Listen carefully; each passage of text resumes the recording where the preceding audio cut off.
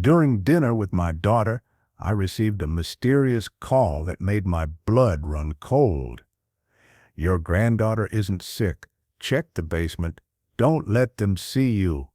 30 minutes later, what I discovered in that basement brought police rushing to their door. The truth was far more twisted than I could have imagined.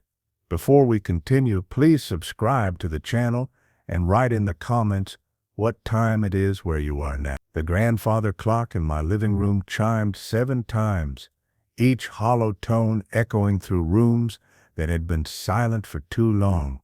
I stood before the hallway mirror adjusting my tie, the navy blue one Catherine had given me on our last anniversary before the cancer took her. My fingers trembled slightly as I worked the knot, not from age but from nervousness I hadn't felt since my first date 60 years ago. Tonight, after 3 years of painful silence, I would see my daughter Sarah again. The invitation had come unexpectedly last Tuesday, a text message that appeared on my phone while I was pruning Catherine's rose garden, the one thing I'd kept alive since her passing. "Dad, it's been too long. Please come for dinner Saturday. Emma keeps asking about Grandpa. We need to fix this. 7 p.m. Sarah's address followed. A house in Riverside I'd never visited, purchased during our estrangement with money I'd refused to loan her. That money, always the money. Our last conversation had ended with Sarah screaming that I valued my retirement account more than her dreams, that I was selfish for not helping her investment opportunity. Marcus had stood silently behind her, his expression unreadable as she'd stormed out of this very house, vowing never to return. Catherine had died 2 months later, and Sarah hadn't come to the funeral, but now 3 years of silence might finally end. I picked up the bottle of Merlot I'd selected, a 2015 vintage that had cost more than I usually spent. Peace offerings required quality. The Uber arrived precisely at 6:30, a silver sedan driven by a cheerful woman named Rosa, who commented on the pleasant October weather. As we drove through familiar streets that gradually became unfamiliar, I watched my modest neighborhood transform into something more affluent. Riverside boasted larger homes, manicured lawns, and the kind of quiet that money buys. How does my daughter afford this? The question nagged like a persistent itch. Sarah had been unemployed when we'd fought, claiming her consulting business would take off once I provided capital. Marcus worked in IT, decent money but nothing that explained the Mediterranean-style house we pulled up. 2 stories of cream stucco with terracotta roof tiles, a 3-car garage, and landscaping that whispered expensive maintenance. Through large windows, I could see chandelier lights spilling onto hardwood floors. "Beautiful place," Rosa commented, pulling into the circular driveway. "Your family?" "My daughter's house. First time visiting." The words tasted strange, admitting I'd been estranged from my only child for so long I'd never seen where she lived. I paid Rosa, added a generous tip, and stood on the brick walkway, feeling like a stranger approaching a palace. Before I could ring the doorbell, the heavy oak door swung open. Sarah stood framed in golden light, looking simultaneously older and exactly as I remembered. Her auburn hair, inherited from Catherine, was pulled back in an elegant twist. Designer dress, pearl earrings, makeup applied with professional precision. "Dad," her smile seemed genuine, but something flickered behind her eyes. "Relief? Calculation? You came. Thank you for inviting me." I offered the wine, suddenly feeling my 70 years in every joint. "I've missed you, sweetheart." She accepted the bottle, examining the label with an appreciative nod that felt rehearsed. 2015, Merlot. You remembered my favorite year, had I? Or had I simply chosen quality and gotten lucky? Before I could analyze further, a small whirlwind burst past Sarah's legs. "Grandpa!" Emma launched herself at me with the fearless enthusiasm of 8-year-old girls everywhere. I caught her, my heart swelling as she wrapped thin arms around my waist. She'd been 5 the last time I'd held her, still young enough to be confused by adult conflicts she couldn't understand. "Emma, careful. Grandpa's old bones can't handle tackling." Sarah's tone, carried warning beneath its lightness. I'm tougher than I look. I hugged my granddaughter, breathing in the strawberry scent of her shampoo, feeling 3 years of missing her crash over me like a wave. You've grown so tall. I'm in 3rd grade now, and I can read chapter books and I'm learning violin. Emma, let Grandpa come inside. Marcus appeared behind Sarah, his presence somehow filling the doorway despite his average build. He extended a hand, his grip firm but not aggressive. Robert, good to see you. Marcus. I shook his hand, noting how his eyes never quite met mine. In my years as a doctor, I'd learned to read body language. Marcus was uncomfortable, but whether from guilt, shame, or something else entirely, I couldn't tell. The interior matched the exterior's promise. Marble entryway, crystal chandelier, artwork that looked original rather than reproduction. Either Sarah's mysterious consulting business had succeeded spectacularly, or something else funded this lifestyle. Your home is beautiful, I said honestly, following Sarah deeper into a house that belonged in magazines. Thank you. We've been very fortunate. Her voice carried a defensive edge, as if she expected me to question their success. Emma tugged my hand, pulling me toward what appeared to be a living room the size of my entire 1st floor. Come see my drawing, Grandpa.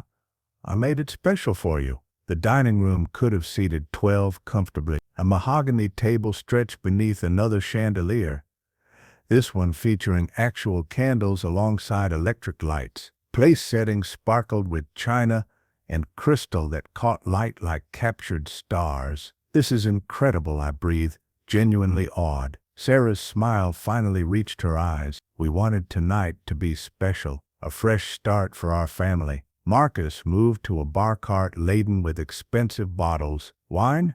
Or something stronger? We have excellent scotch. Wine is perfect. I watched him pour with practiced ease, noting how his hands steadied when performing familiar tasks. The man was nervous about something. Dinner began with small talk, carefully avoiding the elephant-sized silence of our 3-year estrangement. Emma chattered about school, violin lessons, and her best friend Sophia's birthday party. Sarah served courses with practiced elegance: butternut squash soup, arugula salad with candied walnuts, herb-crusted lamb that melted on my tongue. Sarah, this is restaurant quality, I said honestly, savoring flavors that transported me back to anniversary dinners with Catherine. When did you become such a chef? Online classes. She refilled my wine glass before I noticed it had emptied. I've had time to pursue interests. The implication hung unspoken, time she'd had because I wasn't in her life. Guilt nibbled at my conscience, though I reminded myself she'd been the one demanding money for a scheme that had sounded suspiciously like a scam. And your consulting business? I asked carefully, genuinely curious how they afforded this lifestyle. Sarah and Marcus exchanged a glance. That wordless communication couples develop. Actually thriving, she answered smoothly. Marcus and I partnered on several projects, technology consulting combined with business strategy. We've been very successful. I'm glad. I meant it, though. Questions multiplied in my mind. What kind of consulting generated this level of wealth? Why had she needed my retirement savings if her business was succeeding? But tonight was about reconciliation, not interrogation. Emma excused herself after the main course, claiming exhaustion from school. I hugged her goodnight, treasuring the innocent warmth of her small body against mine. After she disappeared upstairs, the conversation grew more pointed. Dad, I want to apologize. Sarah's voice carried unexpected emotion. The things I said during our fight, they were cruel and unfair. I said hurtful things too, I admitted, wine loosening my tongue. I should have been more supportive, tried to understand your dream. You were protecting yourself, Marcus interjected quietly. After Catherine's medical bills, you had every right to guard your finances. His understanding surprised me. During our fight, he'd stood silent while Sarah raged. Now he seemed almost sympathetic. Still, Sarah continued, reaching across the table to grip my hand. Family matters more than money. I see that now. We see that. Her fingers felt warm, earnest. I wanted desperately to believe this reconciliation was genuine. "I've missed you both," I said honestly. "These 3 years felt like 30. We talked through dessert, a chocolate torte that paired perfectly with coffee. Sarah asked about my health, my friends, whether I was eating properly. Marcus discussed his IT work with surprising animation, describing cloud architecture and data security in terms I barely understood. By 9 o'clock, I felt a warmth in my chest that wasn't just wine. My family was healing. Catherine would have been so happy. "I should call for my Uber," I said reluctantly, not wanting the evening to end, but aware of my elderly body's limitations. "Actually, Dad," Sarah's tone shifted slightly, "there's something we wanted to discuss with you. If this story reminded you of the injustices you've seen, follow the channel and turn on notifications. Because wherever justice is delayed, a new revenge story begins." Here it comes, I thought, the real reason for tonight's reconciliation. They needed money again, but Sarah surprised me. "Emma's been having some health issues. Nothing serious," she added quickly, seeing my alarm, "but expensive. Specialist test treatments. Our insurance doesn't cover everything." "What kind of health issues?" My doctor's training kicked in immediately. Emma seemed perfectly healthy tonight. "It's complicated," Marcus said vaguely. "Autoimmune disorder, requires ongoing monitoring." "Which specialists are you seeing?" "I still have connections at Presbyterian Hospital." "We're handling it," Sarah interrupted, her voice sharp before softening. "But the costs are significant. We were wondering if you might consider helping financially." There it was, the real purpose behind this elaborate dinner. I felt something deflate inside me, hope punctured by familiar disappointment. "How much?" My voice came out flatter than intended. 50,000. Sarah said it casually, as if discussing pocket change rather than a substantial portion of my retirement savings. "For Emma's treatment, educational therapy, specialized equipment. 50,000 for vague health issues." They wouldn't specify in detail. Red flags waved frantically in my mind, but guilt wielded a powerful weapon. "I need to think about it," I said carefully. "Review my accounts, understand the treatment plan." Sarah's expression hardened almost imperceptibly. "Of course, we understand it's a significant amount," but her tone suggested I was failing some test, choosing money over my granddaughter's health. The warmth that had filled the evening evaporated like morning dew. Marcus stood abruptly. "I'll call you that Uber." As I waited in the foyer, Emma peered at the top of the stairs in princess pajamas, rubbing sleep from her eyes. "Grandpa, are you leaving?" "Just for tonight, sweetheart. I'll see you again soon. Promise?" Her voice carried a desperate edge that caught my heart. "I promise." The Uber arrived, breaking the uncomfortable silence. Sarah hugged me stiffly at the door, her earlier warmth replaced by cool politeness. "Think about what we discussed, Dad. Emma's health is important." "I will," I promised, meaning it despite my doubts. The drive home passed in troubled silence. Rosa had been replaced by a quiet young man who seemed content not to talk. I stared out at streetlights, replaying the evening in my mind. Something felt wrong. The expensive house, the vague health issues, the specific $50,000 request. But Emma was real, and my love for her was real, and the 3 years of missing my daughter weighed heavily on my conscience. My phone buzzed as we approached my neighborhood. Unknown number, local area code. Probably spam, but something made me answer. "Hello, Dr. Robert Patterson." The voice was female, nervous, speaking barely above a whisper. "Yes, who is this?" "Someone who needs you to know the truth. Your granddaughter isn't sick. There's no autoimmune disorder, no expensive treatments." My blood turned cold. "What? Who are you?" "It doesn't matter. What matters is that Emma is fine. Perfectly healthy. The money they're asking for isn't for medical care. The Uber pulled up to my house. I fumbled for my wallet with shaking hands, barely registering the driver's thanks as I stumbled toward my front door. How do you know this? I work at Doc Chen's pediatric practice. Emma's medical records show routine checkups, vaccinations, nothing more, no specialists, no ongoing treatment, no autoimmune issues. Dr. Chen, Sarah's childhood pediatrician, still practicing after 40 years? Why are you calling me? Because what they're doing is wrong. Because Emma deserves better than being used as a pawn in their financial schemes. Financial schemes. The phrase echoed in my head as I unlocked my front door. What schemes? I can't say more. They don't know I'm calling, but you need to know the truth before you give them money. The line went dead. I stood in my dark hallway, phone still pressed to my ear, as the full weight of betrayal crashed over me like a tsunami. The grandfather clock chimed 10 times as I sank into Catherine's favorite armchair, my mind racing.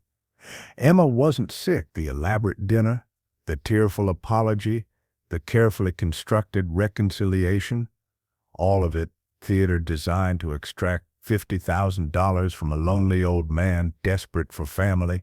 My phone buzzed again. Another unknown number.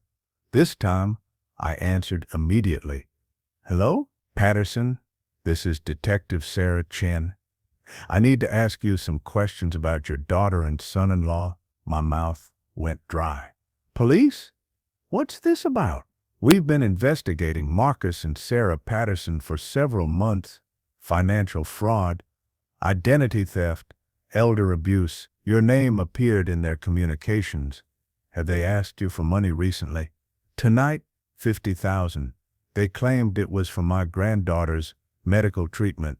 It's not, Detective Chen confirmed grimly. Emma is perfectly healthy. The money would fund their lifestyle, pay off debts, possibly disappear into offshore accounts we're still tracking. I thought about the expensive house, the designer clothes, the elaborate meal, all of it funded by lies and manipulation. What do I need to do? First, don't give them any money. Second, I need you to help us gather evidence. Can you do that, Dr. Patterson? Catherine's photo stared at me from the side table, her eyes holding that expression she wore when I needed to be braver than I felt. What do you need me to do? Detective Chen's voice carried professional calm mixed with barely contained urgency. Did they give you anything tonight? Documents to sign, account numbers, any written materials? No, just verbal request for $50,000. I closed my eyes, trying to remember every detail. They were vague about Emma's condition, mentioned autoimmune disorder specialists, but no specific doctors or diagnoses. Classic tactic, Detective Chen muttered, and I heard papers rustling. Keep it vague so you can't verify. Dr. Patterson, I need to ask you something difficult. Would you be willing to return to their house? My heart hammered. Return? Why? We have enough evidence for search warrants, but having a family member present could speed up the process and help Emma. She's a victim in this too, even if she doesn't understand what her parents are doing. Emma, my innocent granddaughter being raised by people who saw their own father as a mark to be conned. When? Tomorrow evening, Sunday dinner. Tell them you've thought about their request and want to discuss details. We'll have officers ready. After disconnecting, I sat in the dark wondering how my daughter had become someone capable of such calculated cruelty. The girl who'd cried when she accidentally stepped on a snail, who'd organized fundraisers for homeless shelters in high school, who'd held my hand at Catherine's bedside during those final terrible days. Where had that Sarah gone? Money changed people. I'd seen it during my medical career, families torn apart over inheritances, siblings becoming enemies over parents' estates, but I'd never imagined my own daughter would try to manipulate me this way. Sleep proved impossible. I spent the night reviewing every interaction from dinner, seeing manipulation where I'd wanted to believe in reconciliation. Sarah's perfectly timed apology, Marcus's strategic understanding, The expensive meal designed to make me feel obligated. Emma's appearance at exactly the right moment to tug my heartstrings. By dawn, I'd made my decision. I would help Detective Chen protect Emma and face whatever came next. Some things mattered more than comfort or family peace. Truth mattered. Justice mattered. At 8 a.m. I texted Sarah. Been thinking about our conversation. Want to discuss details. Can I come for dinner tonight? Her response came within minutes. Of course, Dad. 6 p.m. So glad you're willing to help Emma. The ease of her lie nauseated me. Using her daughter's health as emotional manipulation showed a level of moral bankruptcy I struggled to comprehend. Detective Chen called at 9. She took the bait. Dinner at 6 tonight. What happens then? Officers will be positioned nearby. Go in, act normal, ask detailed questions about Emma's condition. The more specifics they fabricate, the stronger our case. Around 6:45 you'll receive a call. That's our signal. You make an excuse, leave the house, and we move in. What about Emma? The question burned in my chest. Where will she be during all this? Child Services will be standing by. If arrests are made, they'll ensure Emma is safe and cared for. She has other family, correct? My sister Helen in Portland? She and Emma video chat regularly. Thank God for Helen's persistence in maintaining connection despite Sarah's attempts to isolate us. Good. That helps. Dr. Patterson, I know this is difficult, but you're doing the right thing. After hanging up, I stood in front of Catherine's photo. Am I? I asked her frozen smile. Am I doing the right thing, turning in our daughter? The photo offered no answers, but I imagined her voice. Protect Emma. That's what matters. Protect our granddaughter. The day crawled past like wounded animal. I tried reading, gave up. Attempted gardening, couldn't focus. Finally, I sat in my office reviewing old photo albums. Sarah as a child, gap-toothed and giggling. Sarah graduating medical school with honors before she dropped out, claiming the pressure was too much. Sarah's wedding to Marcus, both of them so young and hopeful. When had it all gone wrong? At 5:30, I called another Uber. Same road as last night, but this time I noticed details I'd missed. Security cameras on Sarah's house, pointing at the driveway, high fence around the backyard, windows with expensive treatments that could hide interior activities. This wasn't just a nice house, it was a fortress designed for privacy. Sarah answered the door in casual elegance, yoga pants, and a cashmere sweater that probably cost more than my monthly utilities. Dad, you're early. Come in. Traffic was lighter than expected. I followed her inside, noting how her smile didn't reach her eyes. Marcus appeared from a home office, looking tense. Robert, good to see you again. Where's Emma? I asked, genuinely needing to know she was safe.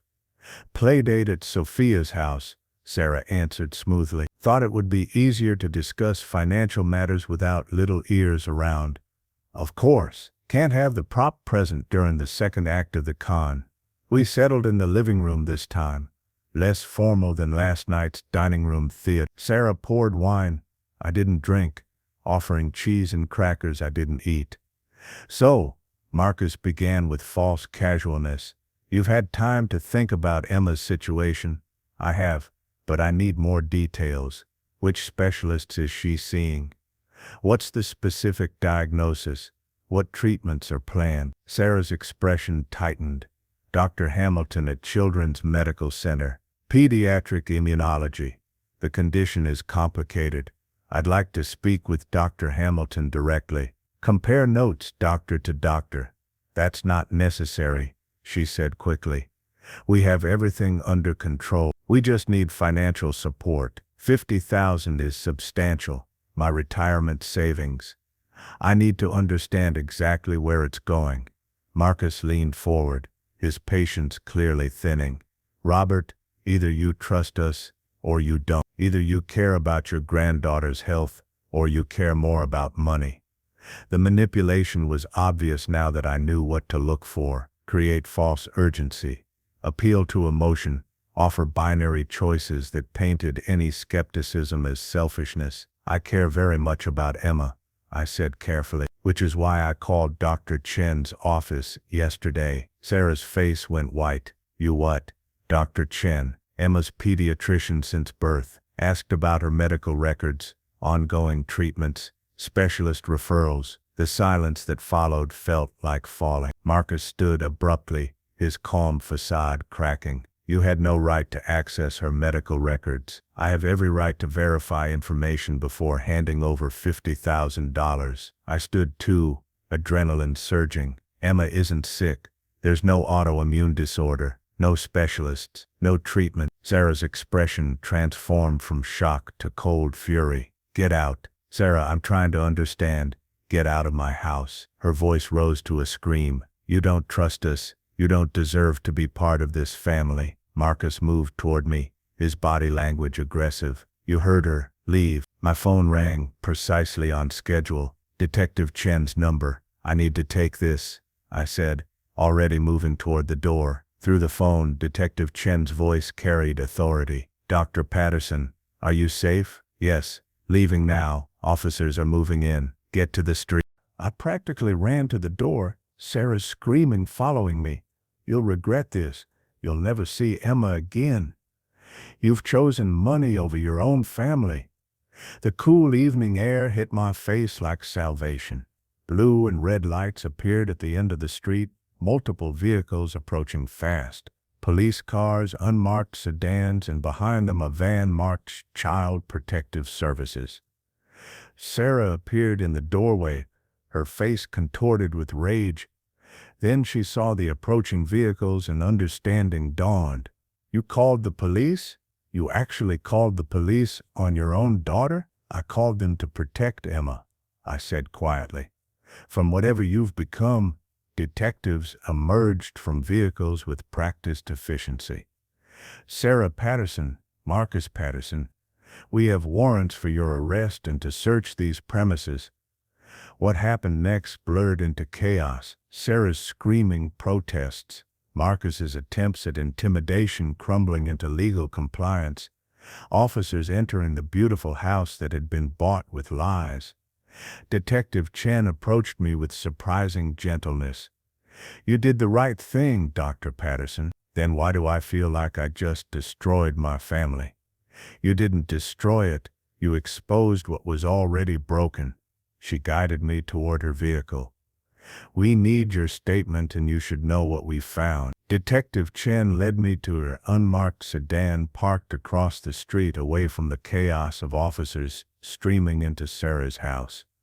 Through the rear window I could see Sarah in handcuffs, still screaming obscenities that made neighbors emerge onto their porches. Marcus stood silent beside her, his calm facade completely shattered. Dr. Patterson, what I'm about to tell you is difficult, Detective Chen began, opening a tablet that displayed documents and photographs. Your daughter and son-in-law have been running a sophisticated fraud operation for almost 5 years. My hands trembled as I reached for the tablet. The first image showed a spreadsheet with names, dates, and dollar amounts. What am I looking at? What would you do at this point? Write it in the comments. Your thoughts are as important as the story itself. Victim list. 73 people over 5 years. Mostly elderly, mostly family members or close friends. Average take per victim, $47,000. Her voice remained professionally neutral, but I heard the disgust underneath. Your daughter would befriend them, Marcus would research their finances, and together they'd create elaborate stories requiring money. I scrolled through the names, recognizing Margaret Hannigan, Catherine's college roommate who died last year, Thomas Wu, my former colleague at the hospital, Janet Morrison, Sarah's own godmother. They targeted people we knew? My voice came out hoarse. Specifically people with emotional connections to your family but who'd lost touch. Sarah would reconnect, build trust, create crisis situations requiring immediate financial help. Medical emergencies were her specialty. Detective Chen pulled up another document. She'd research real conditions online, use enough medical terminology to sound credible, then disappear once she had the money. The house, the cars, the lifestyle, all funded by fraud. The legitimate consulting business exists only on paper. Marcus's IT job pays $60,000 a year. Everything else comes from elderly victims who trusted your daughter. I thought about Margaret Hannigan, who'd cried at Catherine's funeral and promised to stay in touch. She died alone in a nursing home she could barely afford, her savings depleted by a granddaughter who'd needed help with cancer treatment that never existed. How did you find out? I asked, needing to understand how long this had been happening without my knowledge. Marcus got sloppy. Used the same bank account for multiple deposits, created patterns our financial crimes unit noticed. Once we started investigating, victims came forward. Most were too embarrassed to report initially, but anonymity gave them courage.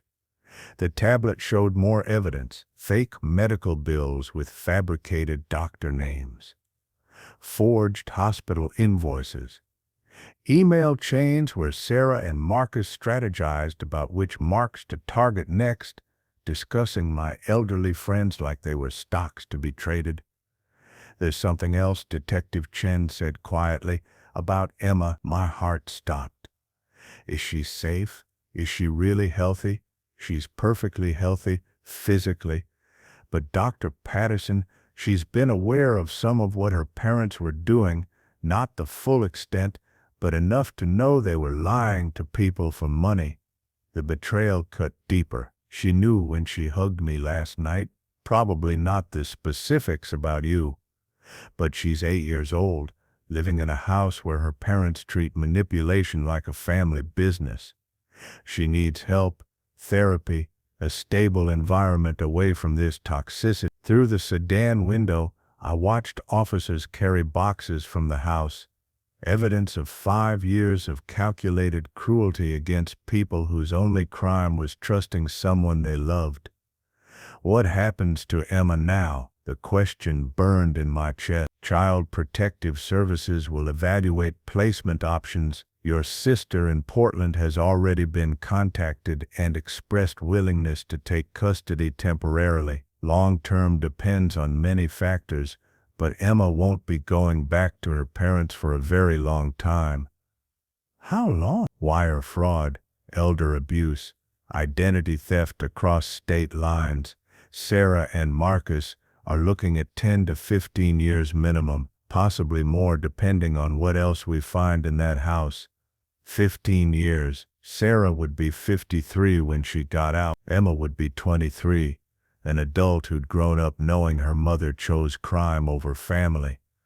I need to see her, I said suddenly. Emma, before CPS takes her to Portland, I need her to know this wasn't her fault. Detective Chen considered this. The playdate was real. She's at Sophia Mitchell's house 3 blocks away. CPS will pick her up there in about an hour. I can arrange for you to speak with her first, but it needs to be supervised. I understand. The drive to Sophia's house took 3 minutes that felt like 3 hours. My mind raced with things I needed to tell Emma, ways to explain that her parents' choices didn't reflect on her, promises that she'd be safe and loved, despite this nightmare. The Mitchells' home was modest compared to Sarah's mansion, a comfortable 2-story colonial with toys scattered across the lawn. Detective Chen walked me to the door, her presence both protective and official. Miss Mitchell answered, her expression shifting from confusion to understanding as Detective Chen showed credentials. Oh God, Sarah and Marcus. She'd obviously heard sirens and seen police cars down the street. Is Emma still here? Detective Chen asked. In the playroom with Sophia. She doesn't know anything yet. Mrs. Mitchell stepped aside, lowering her voice. What happened? Her parents were arrested for fraud. Dr. Patterson is Emma's grandfather. He needs a moment with her before CPS arrives. Mrs. Mitchell's hand flew to her mouth. That poor child. Of course. Anything she needs. Emma sat cross-legged on the playroom floor, building an elaborate Lego castle with Sophia. Her strawberry shampoo smell filled the small room as she looked up, surprised to see. "Grandpa? What are you doing here?" Confusion clouded her face, not fear, not yet. "Hey, sweetheart, can we talk for a minute? Just you and me." Sophia's mother ushered her daughter out tactfully, closing the door to give us privacy. Emma stood slowly, and I saw awareness dawning in her eyes. She knew something was wrong. "Am I in trouble?" Her voice came out small, frightened. "No, honey. No, you're not in trouble at all." I knelt beside her, ignoring my protesting knees, needing to be at her level. "But something's happened with your mom and dad." Tears filled her eyes before I finished speaking. "The police came, didn't they?" I saw the cars. "You saw them?" "From Sophia's window. All those lights." She wiped her nose with the back of her hand. "Is it because of the money thing?" My heart broke completely. "What do you know about the money thing, Emma?" "I'm not supposed to talk about it." Her voice dropped to a whisper. "Mommy said it's family business, that sometimes grown-ups have to borrow money from other grown-ups and it's complicated." "Did your mommy tell you she was borrowing money from me?" Emma nodded miserably. "She said you were very rich and that you should share with family, that it was selfish to keep all that money when I needed medicine." "Emma, look at me." I waited until her tear-filled eyes met mine. "You don't need medicine. You're not sick. Your mom and dad were lying about that." "I know." The words came out so softly I almost missed them. "You know, I heard them talking last month. Daddy said they needed to make up something about me being sick so you'd give them money. Mommy said you'd feel guilty because of Grandma Catherine dying." Fresh tears spilled down her cheeks. I didn't want them to lie. I told Mommy it was wrong, but she said sometimes families have to do hard things. I pulled her into my arms, this innocent child who'd been weaponized against people who loved her. "None of this is your fault. Do you understand me? None of it. Are Mommy and Daddy going to jail?" "Yes, sweetheart, they are, for a long time." Her small body shook with sobs. "Where will I go? Will I have to live with strangers?" "No, never strangers. Your Aunt Helen in Portland wants you to come stay with her. Remember Aunt Helen? You video chat with her. The one with the funny cat? Mr. Whiskers." I stroked her hair, remembering how Catherine used to soothe her the same way.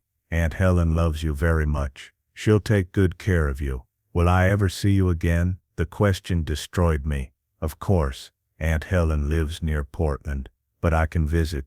We can video chat, and maybe during summers you could come stay with me in Brooklyn. Would you like that? Emma nodded against my chest. "I'm sorry, Grandpa. I'm sorry they tried to steal from you. You have nothing to be sorry for. You're the victim here too, Emma, and I promise you, I will make sure you're safe and happy." That's what Grandma Catherine would want. A soft knock interrupted us. Detective Chen opened the door partially. "Dr. Patterson, CPS is here." Emma's grip tightened. "I don't want to go. I know, sweetheart, but these are good people who help kids. They'll make sure you get to Aunt Helen safely." I pulled back to look at her face, memorizing features that reminded me so much of Catherine. "Be brave like your grandma. Can you do that?" She nodded, wiping tears with small fists. "Will you come visit me in Portland? As soon as they let me. I promise." The CPS worker was a kind-faced woman named Jennifer, who knelt beside Emma with practiced gentleness. "Hi, Emma. I'm going to help you get to your Aunt Helen's house. She's very excited to see you." As Jennifer led Emma away, my granddaughter turned back one last time. "I love you, Grandpa. I love you too, sweetheart. So much." Detective Chen drove me back to Sarah's house, where the investigation continued. Officers carried out computers, file boxes, bags of evidence. Neighbors watched from porches, whispering behind hands, already spreading gossip that would dominate the community for weeks. "We found something in the basement," Detective Chen said as we pulled up. "Something you need to see." The basement revealed the full extent of Sarah and Marcus's operation. An entire wall covered with photographs and documents like something from a detective show. But these weren't police files. These were target profiles. My face stared back at me from dozens of photos, some recent, some years old. Beside them, detailed notes about my routine, finances, emotional vulnerabilities, medical history, including Catherine's cancer and the medical bills that had depleted savings, notes about which emotional triggers worked best, guilt about the estrangement, love for Emma, fear of dying alone. They've been planning this approach for over a year, Detective Chen explained, waiting for the right moment when you'd be most vulnerable, most desperate for reconciliation. Other profiles covered the wall, elderly faces I recognized from Catherine's funeral, from hospital reunions, from Christmas cards we'd exchanged over the years. Each one marked with dollar amounts they'd successfully extracted or planned to target next. Margaret Hannigan's photo showed $73,000 received. Thomas Wu, $52,000. Janet Morrison, $89,000. 73 victims, each one someone's parent or grandparent or friend, each one trusting Sarah because of her connection to me or Catherine. How much total? I asked, needing to know the full scope. Estimated $3.4 million over 5 years. Most of it gone, spent on maintaining their lifestyle. We've frozen their accounts, but recovery for victims will be minimal. I sank into a basement chair, overwhelmed by the scale of betrayal. My daughter hadn't just targeted me, she'd weaponized my entire social network, turned my wife's memory into a tool for exploitation. There's one more thing, Detective Chen said reluctantly. We found this in Sarah's desk. She handed me a leather journal, expensive and well-worn. Sarah's handwriting filled the pages, but these weren't innocent diary entries. These were strategy notes, psychological profiles, manipulation techniques refined over years of practice. Dad is the perfect mark. One entry: guilt over the estrangement, loneliness since Mom died, desperate for family connection, use Emma as emotional leverage. Medical crisis works best because of his doctor background. He'll feel obligated to help when health is involved. Conservative estimate, 100K's potential, maybe more if we play it right. The clinical detachment in her words hurt worse than the manipulation itself. I'd raised this person, loved her, taught her right from wrong. Where had I failed so completely? This isn't your fault, Detective Chen said, reading my expression. Sociopathy develops from complex factors beyond parental control.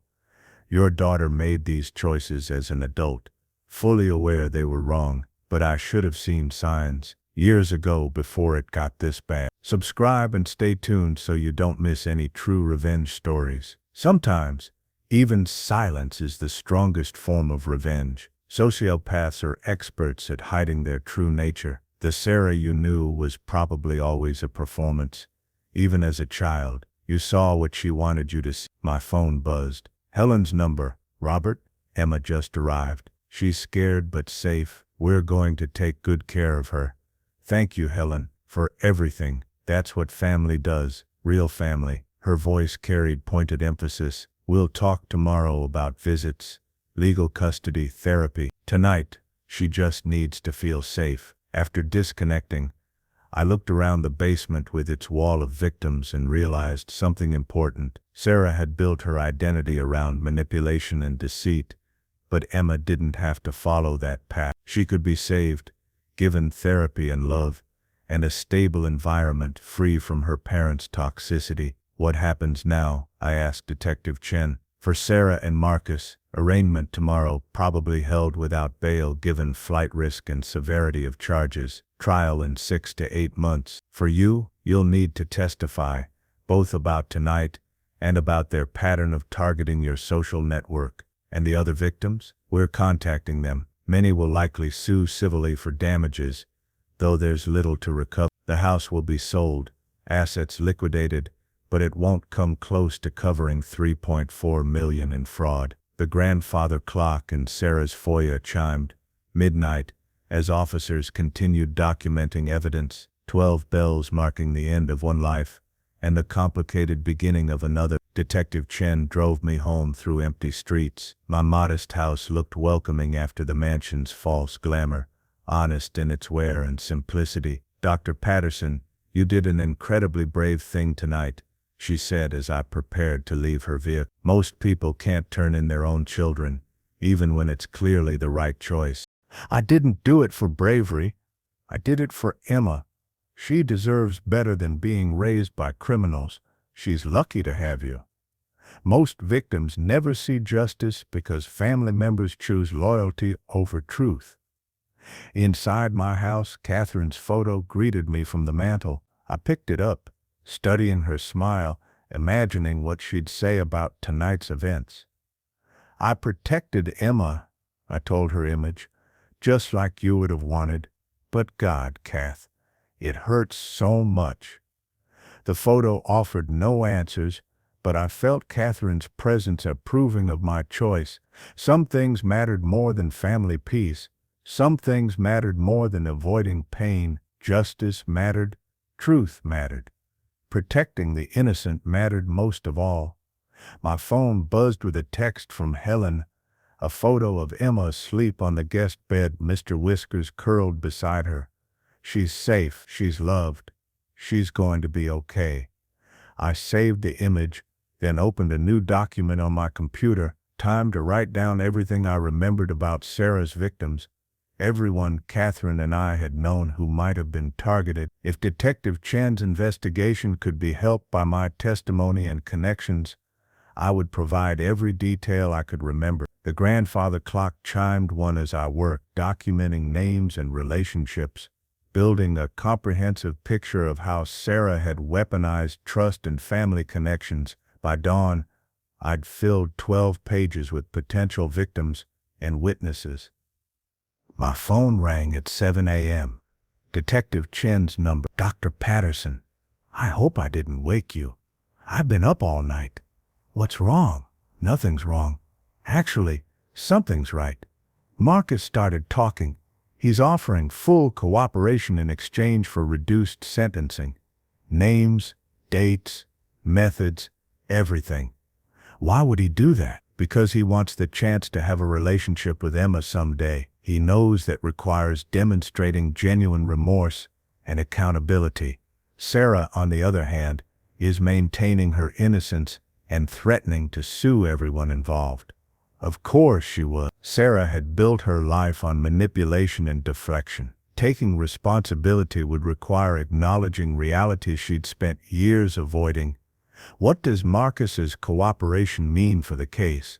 Stronger prosecution, faster timeline, better chance of maximum sentence. He's providing evidence we didn't even know existed. More victims, other accomplices, a network of fraud that goes beyond what we initially discovered. I thought about Marcus standing silent during Sarah's rage, his careful distance during their performances. Perhaps some part of him had always known this would end badly. And Emma? Does this change anything for her? Actually, yes. Marcus is requesting evaluation for parental rights after serving his sentence, with the understanding that primary custody would remain with your sister. He wants the possibility of supervised visits once Emma is ready and he's demonstrated rehabilitation. Do you think he's genuine? Detective Chen paused. "I've seen a lot of criminals, Dr. Patterson. Most deflect blame, minimize damage, play victim. Marcus is doing none of those things. He's taking full responsibility, expressing genuine remorse, asking what he can do to help his daughter heal. That doesn't guarantee redemption, but it's a start." After hanging up, I sat in Catherine's chair watching sunrise paint my modest living room in shades of gold and amber. The expensive mansion with its luxury cars and designer everything had been built on lies. My worn furniture and faded carpet had been earned through honest work and genuine relationships. Emma would learn the difference. Under Helen's care, away from her parents' toxicity, she'd understand that real wealth came from integrity, that true luxury was loving people who loved you back without conditions or manipulation. My phone displayed Helen's number again. This time, Emma's face appeared on video chat, her eyes still puffy from crying but showing the resilience of children everywhere. "Good morning, Grandpa. Good morning, sweetheart. How did you sleep?" "Okay." Mr. Whiskers snores really loud. A small smile appeared, the first I'd seen since the arrests. "He does indeed. Did Aunt Helen make you breakfast?" "Pancakes with chocolate chips. She said they're your favorite too. Best breakfast in the world." "Emma, I want you to know something important." "What happened with your mom and dad?" "None of that changes how much I love you. You're still my granddaughter. You're still part of this family. Nothing will ever change that." Tears filled her eyes, but she smiled through them. "Even though Mommy tried to steal from you? Even though you didn't do anything wrong and you have so many people who love you? Aunt Helen, me, all of Grandma Catherine's friends who can't wait to meet you properly? When can I see you again?" "Soon. I'm going to visit Portland in 2 weeks. We'll go to the zoo, maybe get ice cream, spend a whole day together. Would you like that? Can we video chat until then? Every single day if you want." After disconnecting, I sat in the peaceful silence of my honest home, feeling exhausted but lighter somehow. The past couldn't be changed. Sarah's betrayal would always sting. Catherine's absence would never stop hurting. But Emma was safe. Justice was being served. And sometimes protecting what matters most required destroying what you thought you knew. My phone buzzed with a text from Detective Chen. "Marcus provided a list of 47 additional victims. Your testimony will be crucial for prosecution. Thank you for your courage. 47 more families torn apart by greed. 47 more elderly people who'd trusted the wrong person. But now, because one anonymous caller had chosen conscience over complicity, the pattern was broken." I picked up Catherine's photo one last time. "We did it, Kath. We protected our granddaughter, just like you would have wanted." The photo smiled back, frozen in time, but somehow approving. Some fights were worth the cost. Some truths were worth the pain. And some families needed to be torn apart before they could be rebuilt on foundations of honesty instead of manipulation. Outside, Brooklyn woke to a new day. Neighbors walked dogs. Children played. Honest people living honest lives. Tomorrow I'd start the difficult work of healing, helping Emma adjust, supporting Helen, testifying at trial. But today, I simply sat in Catherine's chair, grateful for anonymous callers with conscience, for detectives who pursued justice, for sisters who loved unconditionally, and for granddaughters who deserved better than the parents genetics gave. The grandfather clock chimed 8 times, marking new beginnings born from old betrayals. Sarah and Marcus would face their consequences. Emma would, and I would spend whatever years remained being the grandfather she deserved. The family member who chose truth over comfort, protection over enabling. Some families were worth fighting for. Some had to be torn apart first to become worth saving. And sometimes, the hardest choice was the right one, even when every instinct screamed to look away and pretend everything was fine. If you like this story, please like this video, subscribe to the channel, and share your impressions in the comments. To listen to the next story, click on the box on the left.